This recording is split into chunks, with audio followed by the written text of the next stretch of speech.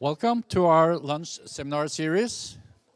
Today we are pleased to hear from Rune Karlsen from the Department of Media and Communication, Ingrid Lossius Falkum from the Department of Philosophy, Classics, History and Art and Ideas, and Nick Allott from the Department of Literature, Area Studies and European Languages.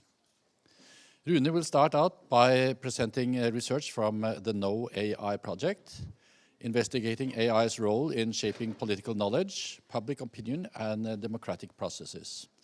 And afterwards, Ingrid and Nick will explore how humans perceive and interact with AI-powered language models. And as usual, we will do a Q&A after the talks. So please, Rune. A warm hand.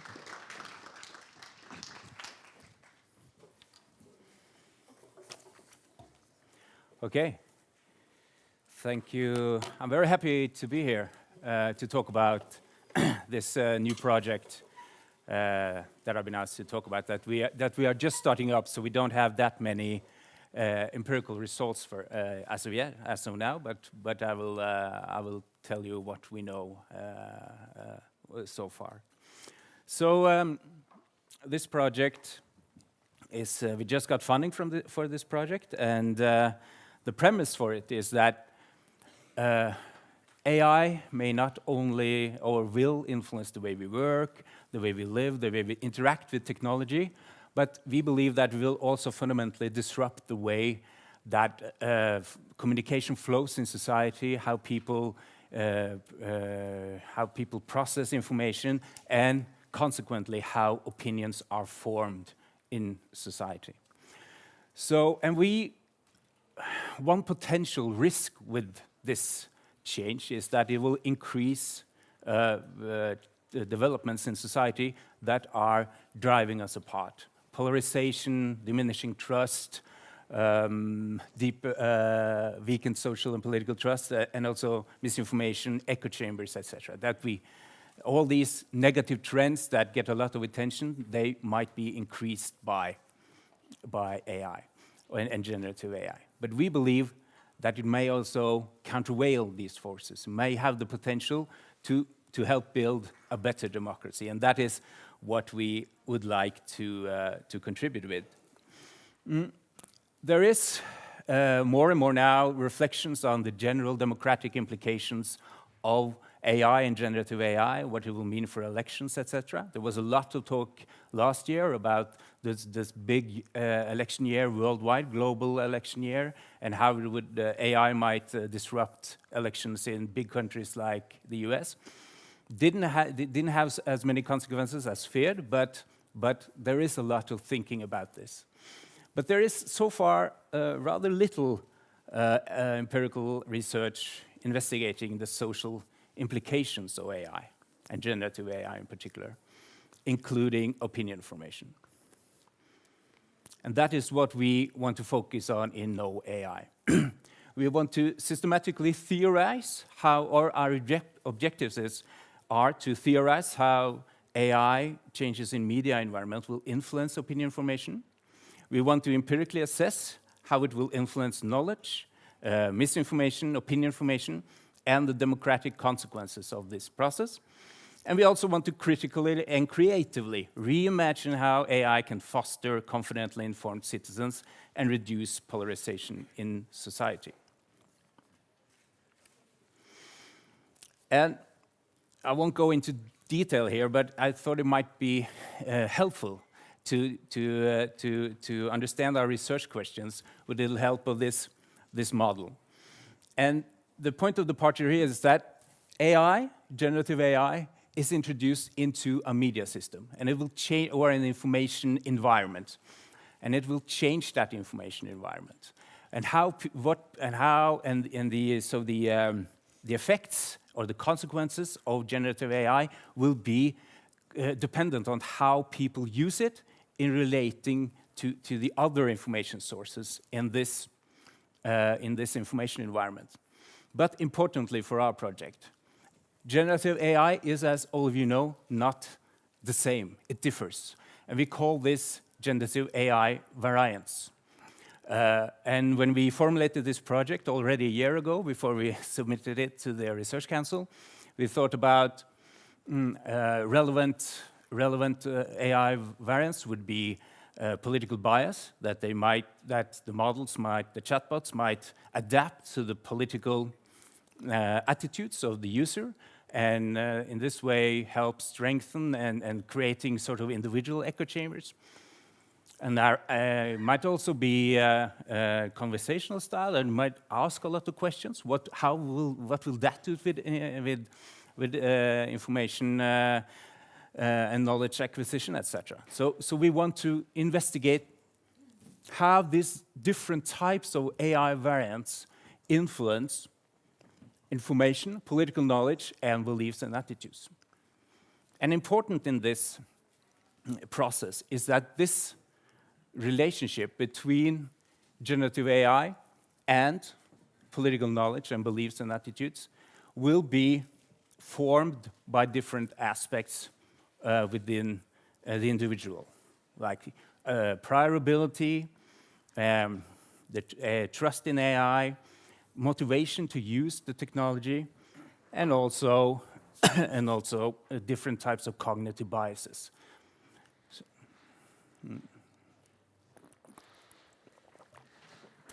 And the final question, and perhaps the most important question that we ask is, how does all this influence these political polarization in society, political inequality, etc.? And while we are just starting up, so before I go into detail about how we are planning to go about and investigating these things, let me just show you an example of a pilot study that we did. And this is something we carried out just before we got the project, and it's a survey on then we ask a lot of questions about generative AI and how you use it, the trust in generative AI, but also we have an experiment related to an opinion or an attitude towards the British electoral system that I will get back to. But how much do people really trust ChatGPT, which is what we specifically asked about? And let us compare it to other types of information sources. And as you can see, ChatGPT is not very trusted. It's about as trusted as Facebook, which is much less trusted than NRK, television, or radio. I mean, on a scale from 0 to 10 or 1 to 100, the mean in Norwegian society is 8 they really trust NRK, the national broadcaster. But the mean is 4.5 for ChatGPT. And that's not very high, so people are not trusting the information they get via ChatGPT as of yet. But, and this is important, almost 4 out of 10 do not know when we ask this question. As you can see, only 1% say that they do not know if they trust NRK. But 41% say that they do not know if they trust ChatGPT or not.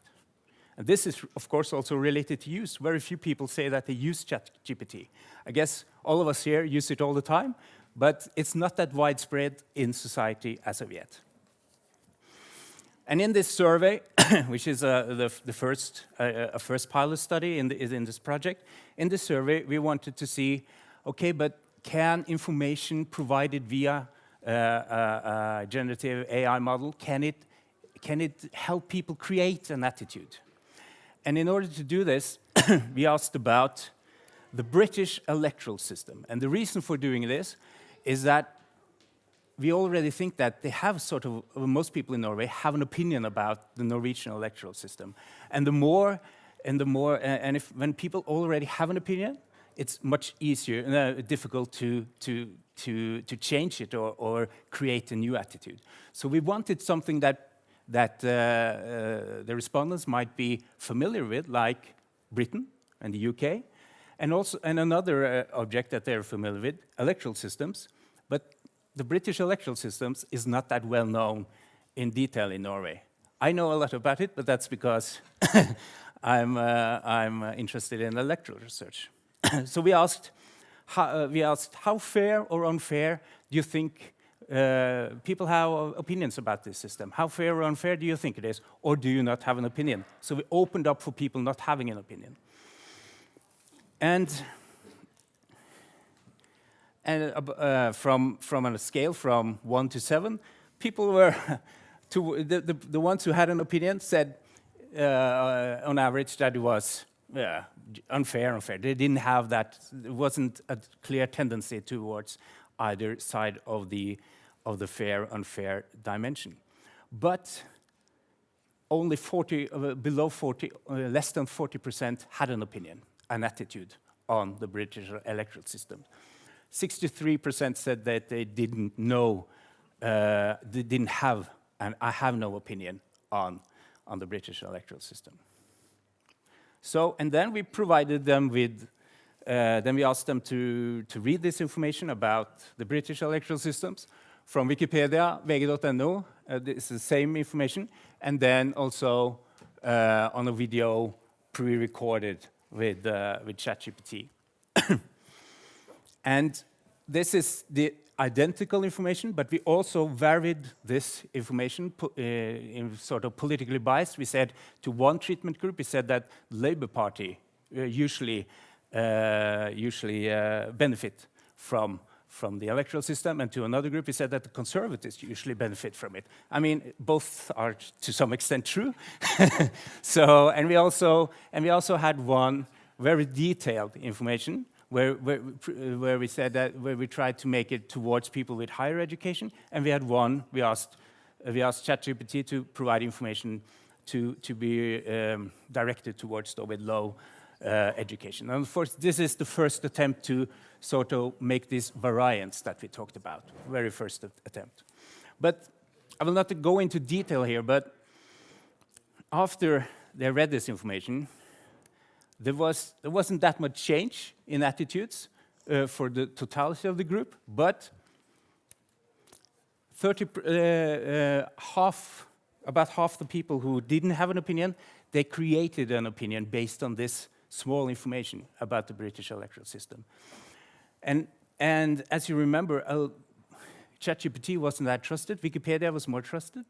So do people then do these responses?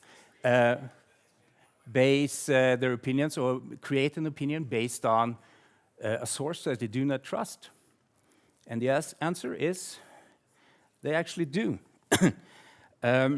But as you can see, there is no, here we compare ChatGPT and the online newspaper to Wikipedia, and there is no difference, significant difference in attitude creation. They create an attitude independent of what source they get the information from in this experiment. And there is a tendency towards people with high trust in ChatGPT to create attitude to a greater extent than people with low trust. But even in the group, here we compare the people with high trust to the people with low trust, but even in the group with low trust, the people who say that they do not trust ChatGPT, about 50% created an attitude. So there is something interesting here to dig deeper into, and that is what we will do for the next 4 years. So, and of course, this is a pilot survey. I guess when I've talked about this, you all have questions and things to say, but what about this, what about this? Is it really static? Is it really, how about the external validity? Yes, there's a lot of problems here. And that's why we created these problems, because we want this project, because we want to get at it from different sides. We want to really understand these things that we see here. So we have organized this project into 4 work packages, where the first one will be to develop these variants. And here is also important, what are the interesting generative variants now?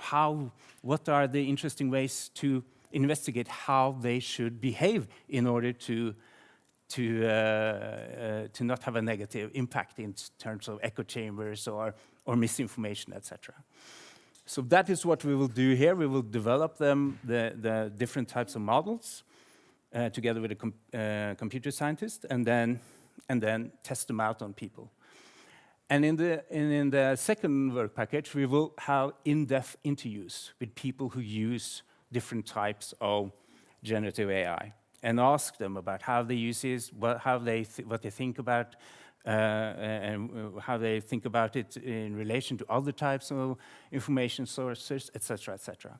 And the idea here is to get really close to what is going on, to get people's to contextualize the questions that we want to investigate. And in the third work package, we will have a population-based survey inquiry. And here we will have repeated surveys similar to what I showed you now, but it will be based on both work package 1 and 2. We will get things that or results from those work packages and try to replicate them in more stylish survey experiments to see if the tendencies we find in the first 2 work packages can also be found in national representative surveys. And the fourth work package is called Reimagining AI, Democratic Alignment. And here we want to, this is what we label a reflexive hub. So we want this VP to feed into the empirical investigations in the first 3 work packages, and we also want to use the results from these work packages into VP4, to this reflexive hub, and think about how they can inform our pictures and models about what AI is and how it can be developed to help us suggest better ways for it to have a democratic, positive outcome. And so the idea, and to carry out this, we have an interdisciplinary team. I'm heading the project, the political communication, then we have sociologists, political science, digital media studies. We have collaboration with computer science from Simula-Met, and political science in Dartmouth in the US. And what we want to achieve is to have a really tight group that most of the members will be involved in all of the work packages, and so that things we discover here can be integrated in this work package, and that can be also fed into the other work package. So we want to achieve this sort of dynamic relationship. And we did draw this before we submitted the proposal to the Research Council, but we chose not to include this image, as it might be too arrows everywhere, right? So it doesn't. But this, nevertheless, that's what we want to achieve. And this is what we will try to aim for the next 4 years. Okay, I think yeah, that's it. Thank you.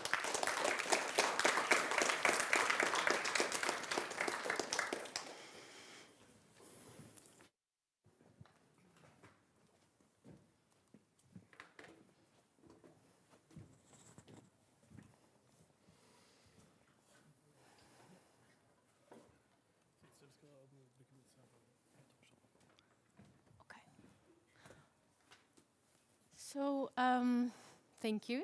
And Nick and I are very happy to be here to present our project that looks into how we communicate with chatbots.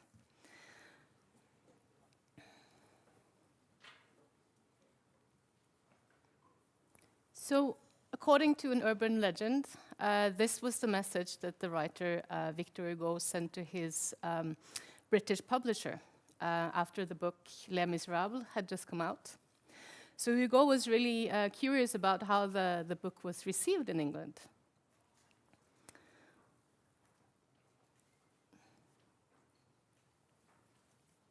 And this is the reply that he got from his publisher. And as we know, the book was a great success. So this is pragmatics in a nutshell. So the pragmatics is the field that we work in. So it allows us to infer the speaker's intention on the basis of utterances, in this case, signals, shared assumptions, and contextual information. And in some cases, as in this one, the information provided is quite minimal, but the communication can still be successful. And it's also really easy to imagine how this exchange could have an entirely different meaning in a different context. So I would like to ask you to reflect on something. So is this kind of exchange something that you could have with, say, ChatGPT or a chatbot? And if that's not the case, I would like to ask you to think about why that is. What is it about ChatGPT and other chatbots that doesn't, if that's the case, allow us to have exchanges like this? So that's something that we will go deeper into during this talk. Okay, so our project looks at human chatbot interaction. And we're interested not so much in what the chatbots can do, but we're interested in what sort of impact our communication with them has on us as humans.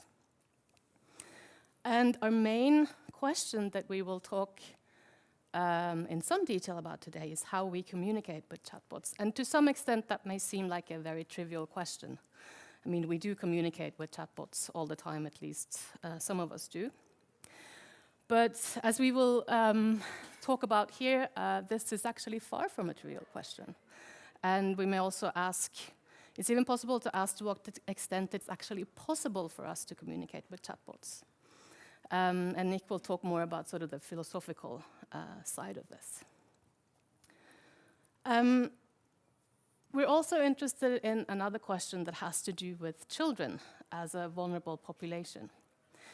And children are increasingly introduced to chatbots in education, for instance. So how do children perceive these interactions that they have with chatbots? Do they trust chatbots?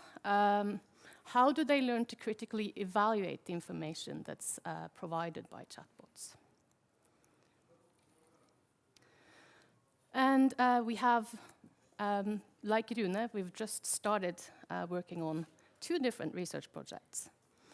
So there's one that's funded by a strategic priority grant from the Faculty of Humanities, and also one that is funded by the Research Council of Norway, and we're in the process of hiring PhDs and postdocs to work with us on these projects for the next 4 years. Okay, so there's obviously a massive amount of research being done on the technological development of large language models, which underlie chatbots.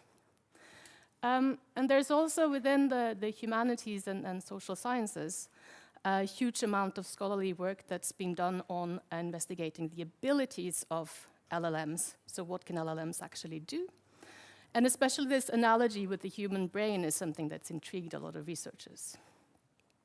And within linguistics and psychology, researchers are asking questions such as, can LLMs understand language in a way similar to what humans do? Do LLMs model child language learning? So does the way that these LLMs are trained in any way model the way that children learn language? And also, questions like, do large language models have a theory of mind? Do they have beliefs, intentions, and so on? It may seem like a very strange question to ask, but this is actually something that people have been serious about. And on that note, I'm going to hand over to Nick. Thanks, Ingrid. Okay, so some of you will have seen this guy before. He's called Blake Lemoine, and he was a Google engineer.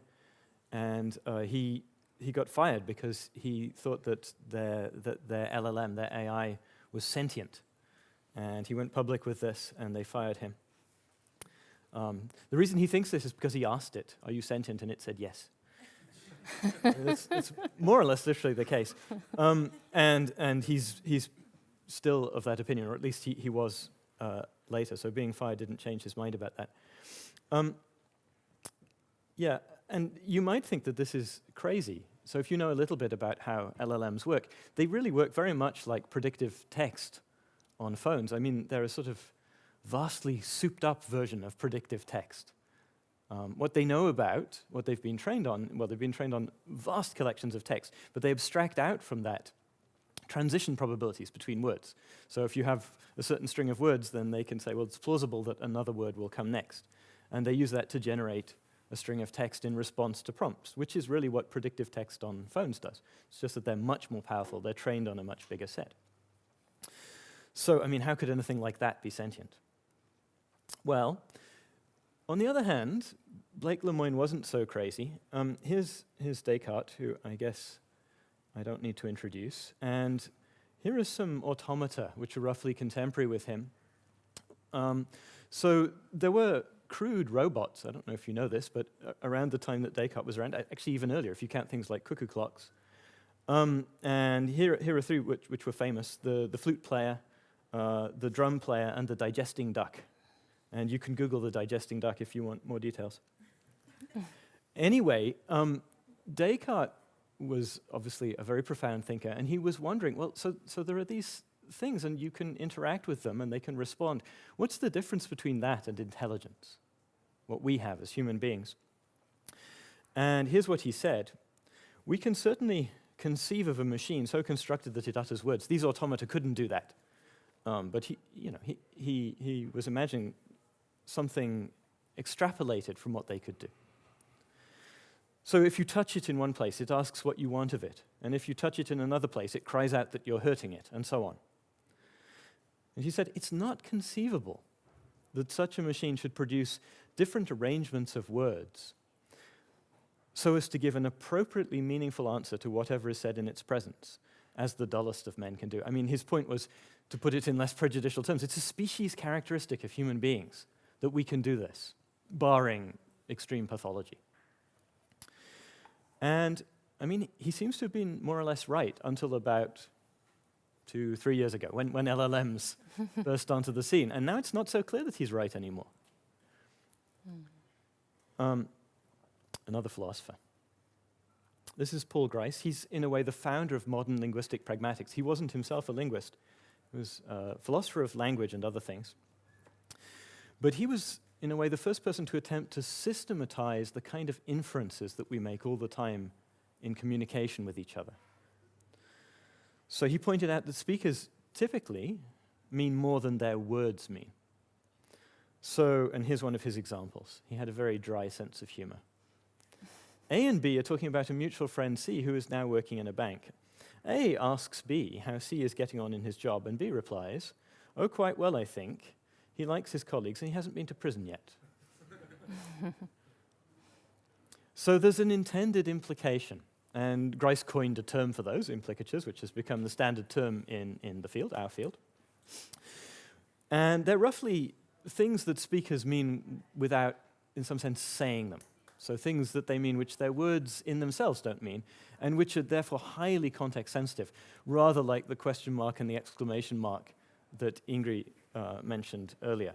They could mean very different things. They would mean very different things when uttered in different contexts, to talk now the way that linguistic pragmatics people do. And Grice also thought that speaker meaning is something like what the speaker intends you to think. And if you think about these kinds of examples, and also the Victor Hugo example from earlier, you meditate about those for long enough, you come to this kind of view. I'm not going to try and argue for it now, but that's the kind of view that you're pretty much forced to by such examples. And look, we mean much, much more. So we gave some examples, but we could give hundreds. I mean, this is what people in our field do. So the sentence, "he is too old," that can mean many, many different things. In one context, it could mean he, Joe Biden, is too old to run for president, but put it in another context and it's going to mean something else. And indefinitely many other things could be meant by it. The sentence itself has a meaning, but the sentence itself is not about Joe Biden. Only a particular utterance of the sentences. And again, too old has a meaning, but the meaning of the words and the combination of too plus old is not necessarily about being too old to run for president. All this, in a way, is obvious. But people always underrate how much of this is going on. So, you know, if you have a car accident and you don't have insurance, you should get free legal advice. You might think, well, this is very explicit.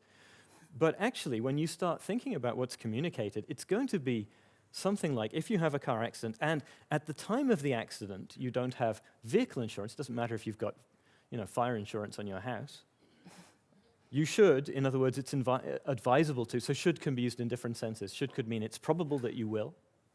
That's not the sense here. It's advisable to get free legal advice, and so on. So look, there's a theoretical puzzle here which we've been setting up, which is, well, how can we take anything that LLMs say as meaningful? If the meaning of an utterance is not, it's not exhausted by the meanings of the words that are uttered. And I've just given you some examples in lieu of an argument for that, but I could give more, you know, could give more of an argument, but I think the examples make the point. So what does determine what we mean is not what our words mean, it's what we intend to mean by them on a particular occasion. Well, LLMs presumably don't have intentions, although one could argue about this. And if they don't have intentions, how can anything they say be meaningful? How can we take it as meaningful? So that's a philosophical puzzle. Well, so one possible answer might be, perhaps we can't help but take what's being called an intentional stance. So this is Daniel Dennett, a philosopher of mind. And he said about human beings that we take an intentional stance to each other. And we don't see each other's intentions, we see each other's behavior, surface behavior, but we impute intentions to each other, and we can't help doing it. And he was actually a skeptic about whether human beings have intentions in a sort of full-blooded sense. I'm not a skeptic about human intentions, I am a skeptic about LLM intentions. So I think he was probably wrong about humans, but he might be right about LLMs. And look, this is not just a theoretical puzzle. There are new applications of LLMs every week. The great majority of them rely on untested assumptions about human LLM interactions. And I mean, I could go through a huge list, but just to mention a few. So now when you fire up Word or PowerPoint to get some work done, if you've got the latest version, which you probably have if you work here because it updates automatically, you know, there's a little AI interrupting you and trying to help you. Oslo schools signed a contract. This is not even this year. Was it last year or the year before? Anyway, they have a contract with ChatGPT.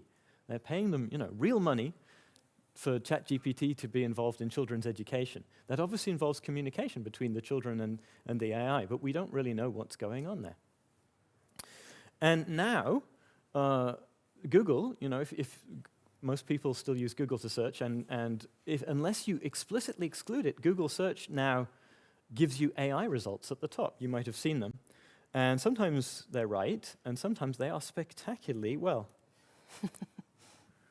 Is tripe kosher? Whether tripe is kosher depends on the religion of the cow. It's an interesting theory. So look, who knows what's going on? And the project that we just heard about is investigating, as it were, the effects of this on people's political views. But we're investigating, in a way, at a finer-grained or a more micro level. You know, how is this communication even possible, and what are the effects? And I shall hand back to Ingrid to carry on. Okay, so focusing now on children and their interaction with LLMs. So children today are growing up in a society where interaction with chatbots or LLMs is likely to be a very substantial part of their education and probably also of their daily lives. We know very little about how children perceive this interaction with bots. And in order to investigate that, it's also useful to think about how children's communicative abilities develop. So this is Endre. He's 7 years old. He's my youngest son. He's a very active, energetic little guy, and he usually doesn't like to go to bed in the evening. So this other day, he was playing, and I was asking him, I was sort of indicating to him that now it's time to go to bed. And usually we have this routine where he goes to the bathroom first and then he goes to bed. It's always the same procedure. So I say to Endre at some point, I want you to go to the bathroom now. And he knows what this means. So he should start the whole procedure of going to bed. After a bit of back and forth, Endre goes to the bathroom and he comes back into the living room after 2 minutes. And I'm like, why are you here? Aren't you supposed to be in bed? And he says, well, you only said I should go to the bathroom. You didn't say I was supposed to go to bed afterwards. And I sort of try to be patient, play along with him. I say, well, okay, I want you to go to bed too now. Go to your room and lie down in your bed. So I try to be explicit about what I want him to do. So he obeys, he goes into his bedroom, comes back a couple of minutes later. And he says, well, you only said I should go and lie down in my bed. You didn't say I was supposed to stay there. So what's going on here? I mean, these are arguably quite sophisticated communicative abilities that he's demonstrating here. And he exploits them to drag out his bedtime routine. So at the age of 7, children have developed this quite sophisticated ability. In this case, you can tell that he's explicitly distinguishing between what is said and what's communicated. And he has this distinction, and he can even exploit it to get what he wants. So what do we know about children's pragmatic development in general? So we know that around this age, 6 to 7, they're more or less fully in place. So this is where children get the more complex uses that we just looked at. That's also when they start learning and understanding irony, which is a very complex communicative phenomenon. We also know that children's pragmatic abilities develop early. We know this from pre-linguistic communication. They learn new words by considering other speakers' intention, referential intentions. And also in their use of gestures and pronouns, which requires some understanding of speaker intentions. But we also know that success on these types of tasks is very fragile. So children tend to have difficulties with many different cases of pragmatic uses of language, including non-literal uses such as figurative language, implicatures, as Nick mentioned, and so on. So how does this fragility impact their communication with chatbots? How do children perceive chatbots? Do they take them to have intentions? Do they take an intentional stance in Dennett's terms in their communication with bots? We simply don't know. And there's very, very little research so far about how children perceive chatbots and also about their interactions with them. So there's this recent paper that looks at how, the focus in on the potential of large language models in creating educational tools. So this is mainly what research has been focused on so far. And there are quite a few educational tools that rely on or are based on large language models, like the Skolebot. There's also a solution that's called Forklarer til barn. And it's also possible to prompt ChatGPT or to instruct ChatGPT to provide child-friendly answers. So you can simply tell ChatGPT to adapt its language and content to ensure that they can be understood by children of a specific age. The more scary case, I think, is this AI chatbot that Snapchat introduces, which is presented as the child's best friend. So it sort of invites this attribution of intentions and feelings and beliefs by the child. Okay, and we are going to look into how children perceive interactions with chatbots experimentally. So we're going to adopt or adapt experiments that we've already done with children to look at how children perceive their communication with chatbots. Do they interpret their outputs in the same way as they interpret human utterances? Another important question is whether children trust the information that they get from large language models. And also how children learn to critically evaluate the information that they produce. And finally, we're also interested in looking at how properties of the output from these chatbots might affect children's interpretation. So say you have a chatbot that uses a lot of personal pronouns, for instance, versus one that uses more sort of impersonal language. How will that affect children's interpretations? So there's a lot to do for the next 4 years. I will stop there. Thank you.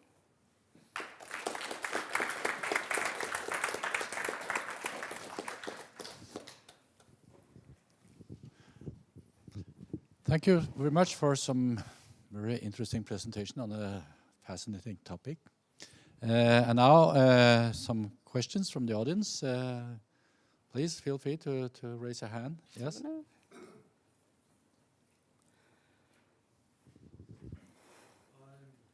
Thank you for very interesting presentations and very interesting projects, actually. I have a question to Nick. You said that LLMs do not have intentions, but do the text that they get trained on not have intentions? I mean, according to the same theory that you presented. And then what happens with these intentions? Are they sort of being carried forward, or do they get sort of neutralized right in the manifold? Yeah. Well, I don't think texts have intentions. The people who produced the texts probably have intentions. I mean, now they're also being trained on text produced by LLMs. But putting that to one side, the human-produced texts had intentions behind them, and communicative intentions, typically, I guess. But the texts themselves don't have intentions. Texts, somehow, we can use those texts to convey our intentions, right? So if I write a note and send it to you, then it's not the text that has the intentions, it's me who has the intentions, and the text is a clue to my intentions. An intention is a mental state, and texts are not beings that have they don't have mental states. So I guess, but that's a sort of, too straightforward an answer. The kind of underlying question is something, I guess, about, well, since they can produce things which look like those texts which they were trained on, and those texts embody intentions or something like that, don't the texts that they produce also embody intentions? Well, I think one has to go carefully and slowly here. Some philosophers probably will argue that they do. But I think what you have to do actually is look at the representations inside of LLMs, and there are people looking at those, of course. And so this is why I said, well, probably they don't have intentions. I know that it's a controversial point, but I think it's really unclear that we ought to impute intentions to them. And personally, I don't think that they do. And I think in general, philosophers of mind and philosophers of computation will be very slow to impute intentions to them. And we could talk about why exactly that is. But it seems like what they're good at is producing a surface simulacrum of what creatures with minds produce. And we should be very, very careful about attributing a mind to them on the basis that they produce something similar to something a creature with a mind produces. Einar? Thank you very much again for two very interesting talks. I just want to follow up on that side and maybe a darker background, because if you look at social media, Twitter became X, and X is now a powerful weapon in the hands of the richest and the most powerful politician in the world. Would something else of this happen with the AIs you are discussing here? And maybe to both of you, could you reflect upon that, and will there be a development in that direction, the intentions of the owners and the controllers of these systems? Should I start? Yes, I think that is a very Good question. And a comparison is just a couple of years ago, doing researchers on social media and political implications of social media were focused on the users and how users were locked in either echo chambers or what we can call trench warfare and how this polarized society. But the focus was not on the owners of the platforms, because they all so far had more or less good intentions. I mean, there are some, at least in the Western world. But we shouldn't, and so perhaps we were a little bit surprised when Musk took over Twitter and made it into a sort of conservative propaganda machine. If this is recorded, but you know what I mean. I mean, to put it. But we shouldn't be. I think that we should have learned from the lessons of the traditional media. With the owners in a lot of different countries have used their ownership as for political ambitions, not necessarily their own, but to make sure that their preferred candidates win at the election. And this has been true in England and then in the US for the last couple of decades. So we should probably have seen it coming to a greater extent than we did, and focused on it to a greater extent than we did. And also, this is of course also true for AI, that the same can happen. Claes, you had. Yes, thank you. Very interesting. Following up on the intention.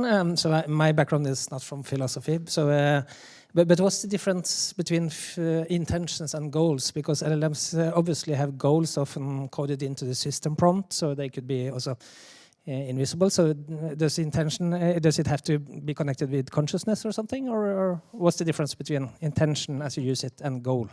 Yeah, these are interesting questions and deep questions too.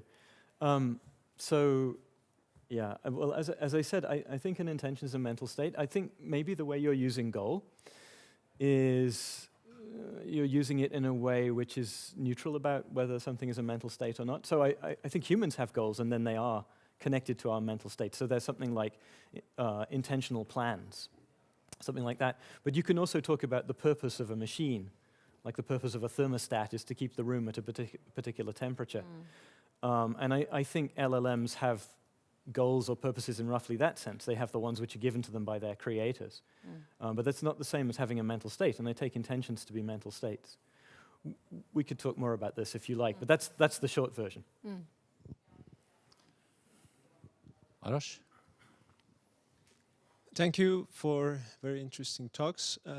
I'm wondering about the education side, the effect of AI on the education side of these presentations. And the thing that has occupied my mind recently is that any technology has outsourced some task of our brain somehow, and our brain has developed a bit lazy to that direction. And an example of it is like the smartphones and the fact that we don't memorize numbers anymore, and we don't remember, we cannot easily remember phone numbers of our friends or something. So now I'm thinking, if kids get used to getting their answer very quickly, as soon as they have something to wonder about, they don't develop this critical thinking ability and patience that is needed to get to some conclusion after some thinking. So my question has twofold. One, what is your thoughts on this? And second, is there any research on this, or have you considered doing some research on it? Thank you. I think with respect to your first question, I think what we need to do is to teach children how to critically evaluate the information that's provided by these chatbots. And how exactly, I mean, this is one of the research questions we have, basically. So we're interested in seeing, because because children, I think, maybe to an even larger extent than adults, because they're not as able to sort of distinguish between what's sort of real agents and what are sort of fictional agents. I think that, I mean, they have this tendency for attributing attentions perhaps more strongly than adults have, because they're perhaps less critical about the information sources. But that is one thing, but we also know that children from a very early age are able to sort of distinguish between different types of humans as information providers. So they, for instance, prefer to learn words from someone who has a history of being accurate in providing labels compared to one who has a history of being inaccurate. So they are able to make those distinctions. But exactly sort of how you would sort of teach children this sort of critical attitude, that's something we have to think about. But we have to know more about how they treat these AI agents before we can say more about that, I think. And your second question was, could you repeat that? If there's any research done currently, if you're looking, if you're aware of this. Not much that we're aware of. And sort of we identified this big gap actually in the research, and we're trying to sort of initiate research in this domain. So yeah, I don't know about a lot of research on this. Yeah, I just wanted a short comment on how we might outsource different aspects of what we usually develop ourselves. And that's directly related to the research project and making attitudes. And you see the model where I sketched up with this based on information processing in a sort of mass media system. But what could happen now is that people just outsource their opinion formation. That they ask for opinions. They might sound silly, but Taina Bischer, who is a part of the project, she has some preliminary results with younger kids who say that they are expected to have an opinion on all matters. So sometimes suggest, what should I think about this issue? I just need an opinion to. How young? I think of late teens. Late teens. Okay, yeah. So it might be that this whole model that I sketched up, we just throw it out, and people are now just asking AI for their opinions. Another outsourcing. Yeah. More questions? Yes. So this is just following up on that question. This is also for you, Ingrid. So first of all, I applaud you for investigating the impact of these tools on our most precious and vulnerable members of society, our kids. You started with a personal account, telling us about your youngest son. So you are a mother and you're a scholar. What do you worry most about in terms of your own children and the impact of these technologies on them? Yeah, it's a good question. I think, I think that children have, at least from a certain age, they have some sense of these AI agents being different from human agents. I had this. It's just an anecdote, but my kids had there was a period where they had a lot of fun asking Siri a lot of crazy questions that she sort of had to answer. And they just cracked up every time she came up with something that wasn't, something that a human would typically say. So they sort of understood that the way that she produced language was different from the way that a human did. So I do think that they have quite a good sense of this. But this was also perhaps at a stage where, before large language models, so this was before CD was really good at producing language in a human-like way. I am worried that these chatbots or large language models are becoming so good at imitating humans, and also with these voice modes and so on, that children are unable to distinguish between a human and AI agents. And of course, what sort of information that they are provided, that we have little control over that. So I think perhaps that's the main worry. I also worry about screen time and that sort of thing in general, but that's not directly related to this, I guess. But it's part of the same sort of problem area. So, yeah. Klaus? Thank you. One question to Rune Karlsen. You have a nice panel that you ask all this when you do your research. Can you say something more about the panel? How many people are there? How are they recruited? What's their motivation? Yeah. Well, the survey that I showed is based on TNS Gallup's panel, but we will also recruit respondents for the more contextual interviews and also for the testing out the different generative AI variants. So there we're in the process of developing those kind of panels now, the plan was to just have people who used different types of generative AI, but we might also include other respondents to investigate why they do not use generative AI, why they are hostile towards it, etc. So we're in the process of developing all that now. And the point with the survey is that should be representative nationally, including both people who use generative AI, people who trust, don't trust, like a representative survey.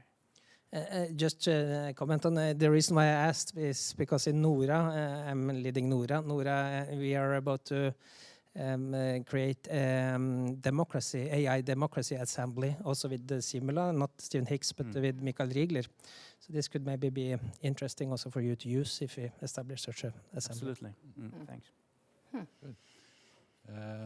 More questions? If not, I have a question myself. Left that to the very last. This is certainly a very interesting and fascinating and intriguing theme, topic that you have touched upon today. And I guess a lot of people are a bit scared of the development here. But I noticed that you started out with a sort of positive remark about how we can use Gen AI to actually strengthen democracy and make people better informed and have a better foundation for their opinions. Could you, are you optimistic? And could you say a little bit more about that? That would be a good way of finishing this. Well, well, I'm not too optimistic as as you have seen. I was optimistic for a while with social media. As I said, it has positive sides. I mean, more people are able to discuss politics online and connect. It's not a global village, but we are able to connect across divides, etc. But if you have been studying social media for, I guess, 15 years or something, and now I think that the impact has been more negative than positive. So while me for 15 years ago was a young scholar, I would have said, oh, people are too afraid of AI and it will have positive benefits. But that is why I think it's important to study it now, because things are in action, so to speak. That it is possible to and if you find out what types of models has a negative impact on children and on citizens in general, and how it can be used to strengthen to provide people with better information, not necessarily more tailored information, but better, more diverse information, if that is possible. But if these companies find out that it's more commercially beneficial for them to tailor something, to just tailor it to people's attitudes, because it's so much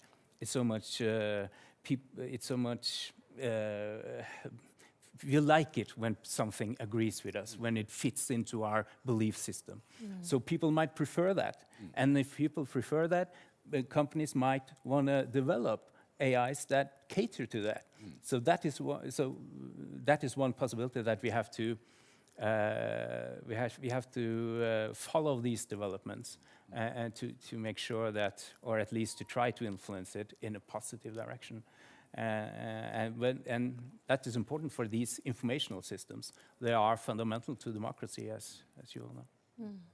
Okay, thank you. I think I have the whole audience with me when I wish you the very best of luck with your exciting project. This is going to be fun to watch. Maybe you can come back and report later also on the development. That will be interesting, I think. Absolutely.